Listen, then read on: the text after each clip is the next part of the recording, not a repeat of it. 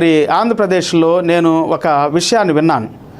ఒక స్త్రీని, ఒక అమ్మాయిని బలాత్కారం చేసి 4, 5 అనేటువంటి ఒక సమాచారం ఇంకా అది పూర్తిగా తెలియజేయబడలేదు.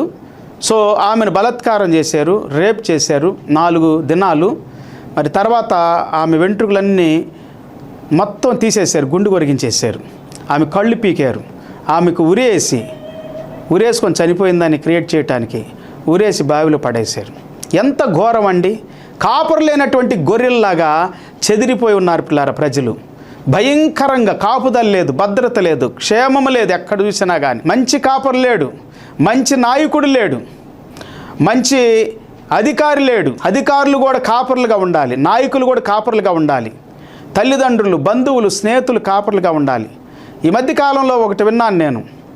బాబాయే తన యొక్క అన్న కూతుర్ని రేప్ చేసి చంపాడు.